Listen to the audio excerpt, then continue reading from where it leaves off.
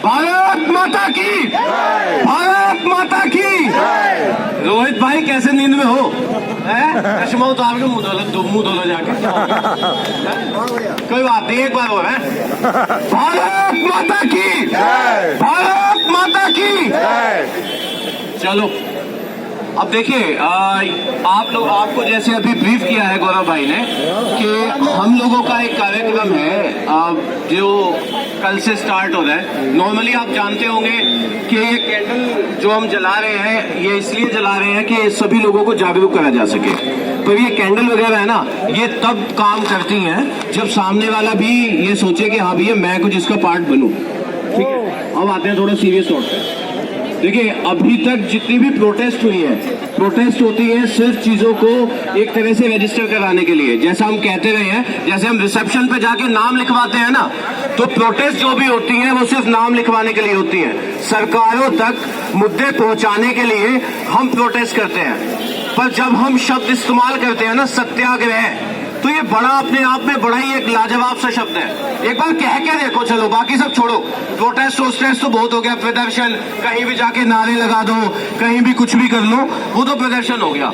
एक बार सत्याग्रह बोल के देखो, मेरे साथ बोलना है ना, मैं एक बार सत्याग्रह बोलता हूँ, एक बार आप बोलो, अजीब सी बात है बट बोल के देखो। सत्याग्रह, सत्याग्रह, सत्याग्रह, सत्याग्रह। इतना आसान अगर होता ना सत्याग्रह से पार पाना, ऐसा नहीं लग रहा जैसे यहाँ से करोल बाग से धोला कुआं 1 मिनट में पहुंच गए। भाई साहब, ये जो सत्याग्रह है ना, ये एक बड़ा कॉम्प्लेक्स वर्ड है जिसको समझने में सच में जो गांधी जी की फिलॉसफी थी ना, हमें अब समझ में आती है कि गांधी जी जब सत्याग्रह की बात करते थे तो उसका क्या कारण था। सत्याग्रह का मतलब था कि कैसे आप सत्य को, सबसे पहली बात है कि आप सत्य को पहचानना शुरू करो। क्या हम सत्य को पहचान पा रहे हैं? अगर हम सत्य को पहचान लिए, मतलब 3 स्टेज हैं अगर आप इसको देखो तो। पहली स्टेज, आप ट्रूथ को पहचानना स्टार्ट करो। दूसरी स्टेज कि आप अपने आप से ये सवाल पूछ लो कि भैया सत्य के लिए तू लड़ने को तैयार है या नहीं है? सत्य के लिए तू लड़ने को तैयार है या नहीं है? हम डेली अपने आप से इस तरह के सवाल पूछते हैं कि भैया आज तो हमें घर से निकलना है, पर यार रिजल्ट तो कुछ मिलना नहीं है। सुबह उठते हैं पर फिर एक बार अपने मन में ये बात आती है कि हाँ यार, ये जो सत्य है ना जिसके लिए हम लड़ रहे हैं, उसके लिए कुछ तो करना पड़ेगा। ठीक है, तो इसको बस इतना ही रखता हूँ, इसकी मुझे कुछ वो नहीं करना है। तो कुल मिला के एक लड़ाई है जिसके बारे में हम कल से अच्छे से एक्सप्लेनेशन देना स्टार्ट करेंगे। तो ये एक लड़ाई है जो हम अपने हक के लिए लड़ेंगे और आप सभी को लड़नी पड़ेगी साथ में खड़े होकर। ठीक है, अब देखिए ये जो लड़ाई है इसका जो रूपरेखा है वो किताब और कपड़ा इनके अराउंड बुनी गई है। तो ये जो है इसमें सबसे पहले है, इसका आंदोलन का जो नाम है वो है एक कपड़ा एक किताब सत्याग्रह। ठीक है, अब इसकी जो अगली लाइन है मैं वो लाइन आपको बताता हूं। तो हम बोलेंगे एक कपड़ा एक किताब, आप बोलोगे अब होगा छात्रों का हिसाब।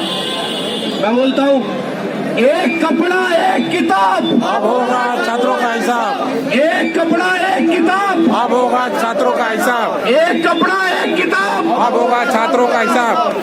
देखिए, जितने भी लोग हमसे सिंपैथी रखें, जितने भी लोग लगे कि वो अपने हक के लिए लड़ना चाहते हैं, जितने भी लोगों को लगे कि वो अपनी लाइफ में कभी भी अगर हो रहा अन्याय को नहीं सहन करेंगे, तो भाई साहब प्लीज आप लोगों से एक रिक्वेस्ट है कि आप अपनी एक कपड़ा और एक किताब, हम लोग कल से यहाँ पे 2 बॉक्स रखने वाले हैं, तो आप एज ए पार्टिसिपेशन आप अपना एक कपड़ा और एक किताब यहाँ पे ला करके रख सकते हैं। जो कपड़ा है वो कंक्लूडिंग डेज में जो गरीब होंगे, सर्दी का मौसम चल रहा है तो उनको बांटा जाएगा, और कपड़े जो किताबें हैं उनका भी इसी तरह से एक इस्तेमाल करा जाएगा जो हमारे आंदोलन में काफी सहयोग करेगा, वो हम आपको धीरे धीरे बता देंगे। तो शायद ये चीज आपको क्लियर हो गई होगी। तो जहां तक भी आवाज जा रही है, जिनके लोगों जो भी लोग सुन रहे हैं, तो प्लीज इस चीज पे ध्यान दें। हमारी कोशिश सिर्फ ये है कि आपके पार्टिसिपेशन अगर मिलेगा तो चीजें आगे बढ़ेंगी। तो इस पार्ट को यही कंक्लूड करते हैं।